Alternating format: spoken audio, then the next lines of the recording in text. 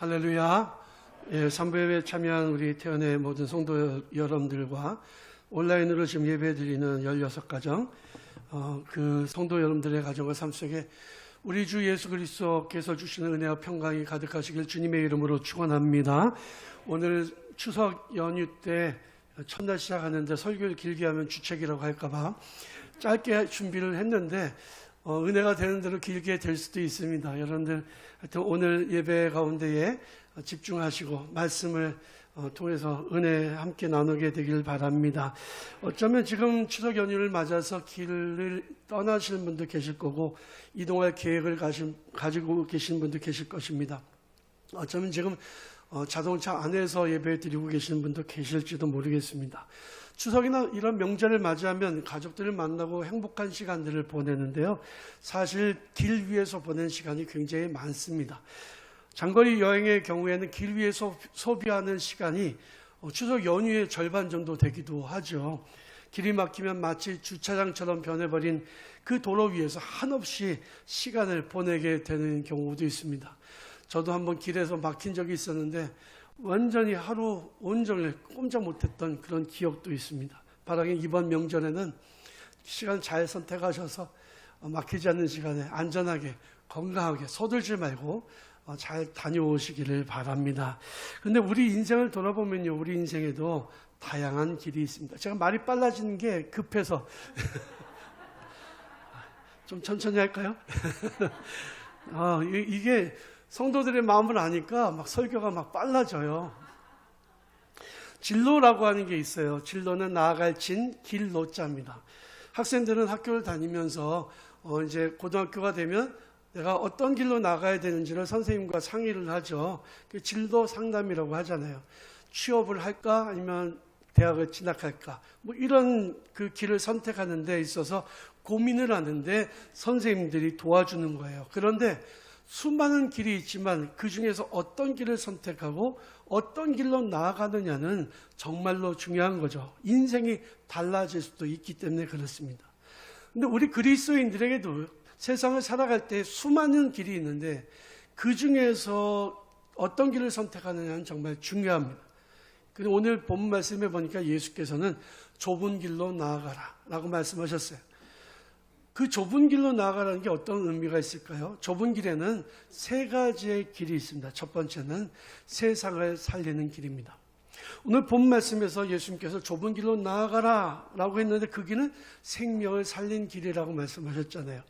사람들은 본능적으로 쉽고 넓은 길을 가려고 합니다.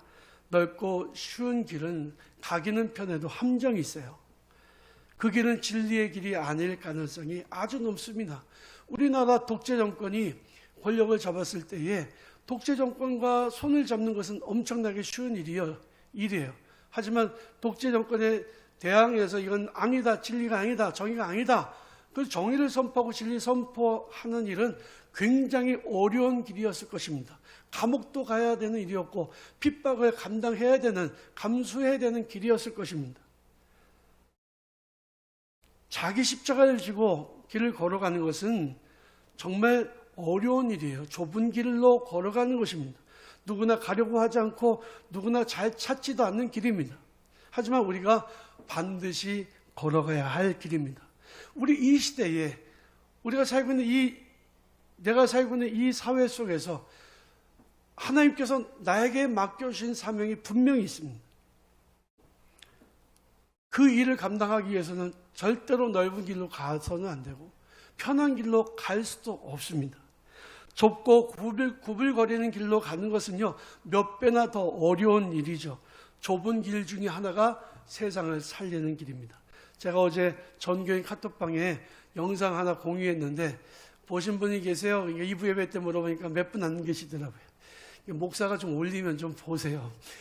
그게 필요하니까. 왜냐하면 제가 예배 시간에 영상을 보여드리고 싶은데 그걸 보여드리면 10분 이상이 지나가기 때문에 할 수가 없어서 미리 보시라고 올려드린 거거든요. 보네포 목사님의 일생과 그분의 시를 가지고 만든 선한 능력으로라는 찬양을 소개하는 영상입니다. 아마 많이 보셨을 거라고 생각 들어요. 그리고 안 보신 분은 말씀 마치고 예배 끝난 다음에 이번 추석 연휴 기간에 한번 좀 보시면 좋겠습니다. 굉장히 감동적인 영상이에요. 보네포 목사님은 이 독일의 히틀러가 1933년에 독일의 권력을 잡고 나치당을 통해서 독일을 통치하면서 유태인들을 학살하고 그리고 2차 세계대전을 일으켜서 주변국들을 침공하고 이런 과정 속에서 이건 그냥 히틀러를 내버려 두면 안 되겠다라고 생각했던 사람 중에 한 사람이었습니다. 보네포 목사님은 미국에서 공부를 하고 있었어요. 그분이 미국의 교환교수를 가 있었던 것 같아요. 그런데 그분은 그냥 그 미국에 있었으면 안전하고 편안한 삶을 살 수 있었습니다. 그런데 자기 고국에서 일어난 일들, 그리고 히틀러라고 하는 괴물이 나타나서 세상을 전쟁의 구렁텅이로 끌고 가는 모습을 보면서 내버려두면 안 되겠다고 생각하고, 그리고 독일로 돌아갑니다. 그리고 선한 일을 위해서 자기의 삶을 헌신했습니다. 특별히 히틀러 암살 사건에 연루가 됐는데요. 사실 목사님이 히틀러를 암살하기 위해서 폭탄을 제조했다든지 총을 가지고 저격하려고 했다든지 그런 게 아니고, 당시에 히틀러를 따랐던 장군들이 이제 히틀러는 이대로 내버려두면 안 되겠다 생각하는 장군들이 많이 있었어요. 그 구테타 세력과 그리고 보수적인 정치인들이 이제 정신을 차리고 히틀러를 어떻게든지 막아야 되겠다라고 생각을 했습니다. 그때의 그들에게는 하나의 신학적인 그런 그 기반이 필요했던 거예요. 이것을 해도 과연 괜찮은가? 위로부터 온 권력, 히틀러의 권력을 강제로 뺏는 것이 이게 성경적인 것인가, 신앙적인 것인가에 고민하는 이 학자들, 또 그런 정치인들, 군인들에게 아마도 만나서 계속적으로 그들이 이 일을 해야 되는 일에 대한 정당성을 알려주고 그들을 위해서 기도했던 것 같아요.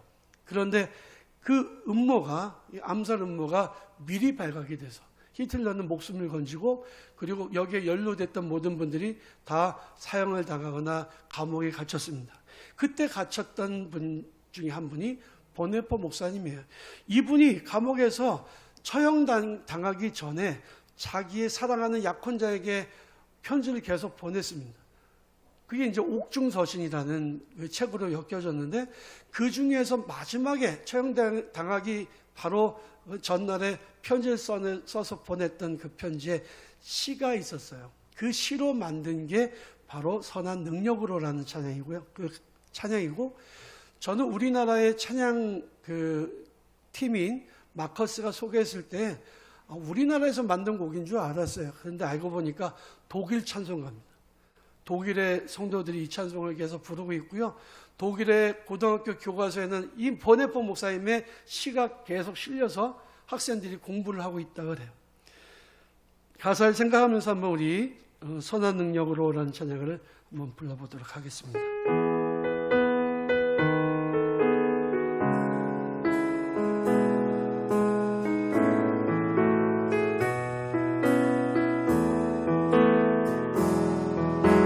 선한 능력으로 안으시네,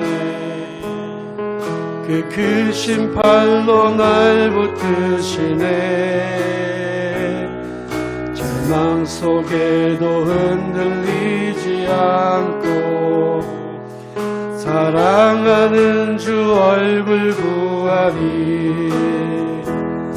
선한 능력으로 일어서리. 주만 의지하리. 믿음으로 무겁의 안에 주어질 그날 영광의 새날을 맞이하리. 이전의 괴로움 날 애워싸고 고난의 길을 걷는다 해도 주님께 모두 맡긴 우리 영혼 끝냈으니 이에 나를 맞으리. 아멘. 선한 능력으로 일어서리. 주만 의지하리. 믿음으로 우리 고개 안에 주 오실 그날 영광이 새날을 맞이하리. 주님이 마시고 나의 쓴잔을, 주님이 마시고 나의 쓴잔을 우리도 감사하며 받으리. 주님의 남은 고난 채워가며 예수와 복음 위에 살리라. 선한 능력으로 일어서리. 주만을 지으리 믿음으로. 우리 안에 들어오실 그날 영광의 새날을 선한 능력으로 일어서리. 선한 능력으로 일어서리. 주만을 지으리 믿음으로. 그리고 내 안에 주 오실 그날 영광의 새날을 맞이하리. 아멘. 만약에 우리가 히틀러의 시대에 살고 있었다면 우리는 그리스도인으로 어떤 선택을 하고 살 수 있었을까요? 한번 많은 생각을 하게 되었습니다. 두 번째로는 생명을 살리는 길이 좁은 길입니다. 성경에 나오는 초대교회의 사역들은 대부분 다 긍휼 사역이었습니다. 병자들을 고치던 일도 그들을 긍휼히 여겨서였습니다. 특별히 가난한 과부와 고아들을 돌본 일이 초대교회의 굉장히 중요한 사역 중에 하나였습니다. 이번에 아프간에서 미군이 떠나고 우리나라를 돕던 아프간 난민들이 기여자의 신분으로 우리나라에 귀국했습니다. 저는 이 일은 정말 잘한 일이라고 생각을 해요. 왜냐하면 일본 같은 경우는 도와줬던 사람들을 한 명도 구하지 못했는데 우리나라는 특수부대를 보내서 이렇게 다 구해서 왔잖아요. 어려운 일이었습니다. 목숨을 거는 일이었지만 이 일을 잘 감당했죠. 생명을 살리는 일이기 때문에 그래요. 그런데 이 일에는 많은 논란이 있었습니다. 그들을 받아들이면 우리나라 무슬림이 많아진다고 반대하는 사람들이 이 일에 대해서 이걸 해야 되느냐라고 말을 했던 거죠. 물론 무슬림이 많아지는 것은 굉장히 위험한 일입니다. 숫자가 적을 때는 그들이 평화를 이야기하지만 숫자가 많아지게 되면 코란을 강조하고 근본주의자들이 많아지고 테러가 일어난다는 게 그게 통계에 있는 일이에요. 영국도 무슬림들을 그냥 다 받아들였는데 지금 영국 인구 중에 무슬림의 숫자가 15%가 훨씬 넘어가니까 런던에서 폭탄 테러가 일어나고 길거리에서 그 칼부림을 하고 이런 그 무슬림들에 의한 테러가 일어나고 있습니다. 사실 그들이 숫자가 많아지는 이유는 산화제한을 하지 않고 아기를 많이 낳기 때문에 그래요. 근데 많이 낳게 되면 그들을 교육을 시킬 방법이 없습니다. 15명, 18명 이렇게 나면 그냥 그들에게 쿨한 공부를 시켜요. 그들의 율법을, 그들의 그 코란을 가르쳐주면서 그래서 근본주의자로 성장할 수밖에 없다는 학자들의 그런 그 연구 결과가 있습니다. 우리나라도 조심해야죠. 한 15% 이하일 때는 전혀 말을 하지 않고 평화를 이야기하다가 넘어가면은 그 다음서부터는 자기들이 권리를 주장하고 사회에 테러를 일으키는 사람들이죠. 하지만 나라가 망해서 그대로 있다가는 탈레반에 의해서 죽임을 당할 사람들을 구하지 않는 것이 과연 그 잘하는 일일까요? 이번에 아프간 사태를 보면서 탈출하려고 비행기에 매달려 이 비행기 바퀴에 매달려 있다가 떨어져 죽은 젊은이들을 보면서 참 마음이 아팠습니다. 오죽하면 저랬을까? 그리고 저는 흥남 철수 사건을 그 사태를 기억을 했습니다. 6.25 전쟁 당시에 우리 유엔군과 국군이 이제 그 압록강변까지 밀고 올라갔잖아요. 그래서 압록강에서 수통에 물을 담는 유명한 사진 있지 않습니까? 그런데 중공군이 이 투입을 하는 거죠. 지금 중국 좋다고 생각하는 사람들은 정말 생각을 바꿔야 됩니다. 왜냐하면 중국은 그때나 지금이나 달라진 게 하나도 없어요. 이번에 중국의 연예인들을 갖다가 막 핍박하고 기업인들 핍박하는 모습을 보면서 공산주의자들은 오직 자기들의 잘 되는 것에만 관심이 있다. 국민들의 행복에는 전혀 관심이 없다는 거예요. 다른 나라들에 대해서 똑같은 그런 잣대를 들이대는 게 중국이죠. 공산주의자들의 생각 항상 똑같습니다. 근데 그때 이제 수많은 중공군들이 쳐들어와서요. 그래서 국군과 유엔군이 막 철수를 합니다. 그리고 코너에 몰려가지고 그 몰려서 10만 명이나 되는 사람이 탈출을 위해서 배 타기 위해서 간 곳이 흥남항이었습니다. 10만 명의 사람들이 배를 타는데요. 그때가 12월 15일부터 이 철수가 시작이 됐거든요. 연합군이 그 중공군의 그 진격을 막아내면서 그동안에 이제 수많은 그 피난민들이 그리고 유엔군과 국군이 이제 배를 타고 피난합니다. 193척의 배가 그 흥남항에서 떠났는데요. 우리가 노래도 그런 게 있잖아요. 눈보라치는 뭐 그런 흥남항에서 이런 노래도 있잖아요. 수많은 피난민들이 발을 동동 구르면서 배를 타고 싶어 했습니다. 마지막 배가 12월 24일 날 떠나는데 그 배 이름이 메러디스 빅토리아 호입니다.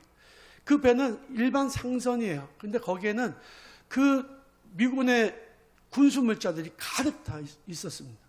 그 군수물자를 싣고 이제는 그 수많은 피난민들을 두고 떠나려고 하는데 그때 우리나라의 김백일 장군이라는 분이 통역과 함께 들어가서 그 배의 선장과談판을 짓습니다. 당신이 이 군수물자를 가져가면 당신은 책임은 없습니다. 하지만 여기 흥남항에서 지금 목숨을 살려달라고 이렇게 수많은 사람들이 지금 배 타려고 하는데 이들을 버려두고 가면 당신은 이 사람들의 피해에 대해서 책임을 져야 될 것입니다. 한참 고민을 하던 이 선장이요. 그 모든 군수물자를 다 내려놓고 그 배에 그 피난민들을 다 태웠습니다. 그래서 그 배에 몇 명이 탔냐면 정원에 200배가 넘는 사람이 탔습니다. 그리고 그 군수물자들을 다 내려놓고 다 폭파시키고 불태워버리고 그 배가 떠났어요. 그때가 바로 크리스마스 이브였고요. 그리고 배 타고 내려오는 동안에 성탄절이 된 거예요. 그래서 그 일을 크리스마스의 기적이라고 말하고 그 배에 타고 있었던 사람들 중에 임산부들이 있었는데 그날 하필 그 배에서 출산을 했습니다. 그래서 태어난 아이들이 5명. 그 태어난 아이들을 이 유엔군들이 부르기를 김치5라고 불렀다 그래요. 한국 사람들이 그 배에서 5명이 태어났다. 이런 거죠. 정말 많은 고민을 하고 그리고 그 배에 흥남에 있는 사람들을 거의 다 태운 거예요. 생명을 살린 거죠. 우리가 이 세상에 살아가면서 생명을 살리는 일은 너무나도 중요한 일입니다. 한 생명이 천하보다 귀하. 한 사람을 살리면 어쩌면 세상을 살리는 일일 수 있습니다. 우리나라의 문재인 대통령 그 부모님도 그때 그 흥남항에서 탈출했다 그러잖아요. 자기가 고백하기를 만약에 그때 흥남항에서 그 배에 타지 않았다면 나는 이 자리에 없을 수 있었다라고 이야기해요. 그게 아주 유명한 이야기입니다. 여러분 한 생명을 살리는 일에 그것이 좁은 길이고 힘든 일이라도 교회와 성도들은 이 좁은 길로 걸어가야만 합니다. 마지막으로 나의 영혼이 구원을 받는 일이 이 우리가 선택해야 될 좁은 길이죠. 예수께서는 요한복음 14장에 보면 내가 곧 길이요 진리요 생명이니 나로 말미암지 않고는 아버지께로 올 자가 없다고 말씀하셨습니다. 이 말씀은 내가 유일한 구원의 길이라고 말씀하신 거예요. 성경은 말씀하고 있기를 천하 인간 중에 구원받을 만한 이름을 예수의 이름 외에는 주신 적이 없다고 분명히 말씀하고 있습니다. 예수를 믿어야 되고 예수만 믿어야 우리는 구원을 얻을 수 있어요. 믿으시기 바랍니다. 근데 세상 사람들은 이야기하기를 뭐 그런 독선이 있냐, 꼭 예수만 믿어야 되냐, 그렇게 말합니다. 여러분 진리의 길은 넓지 않아요. 진리의 길은 좁은 거예요. 세상 사람들은 제 마음대로 삽니다. 막 마음대로 세상의 것들을 즐기고 살아요. 향락과 쾌락을 즐기며 삽니다. 여러분 우리 믿는 성도들이요 교회 나오는 게 좁은 길이에요, 넓은 길이에요? 좁은 길입니다. 추석에도 와서 예배 드리잖아요. 이게 또 예배를 안 드리고 또 온라인으로만 예배 드려도 담임 목사가 막 뭐라고 합니다.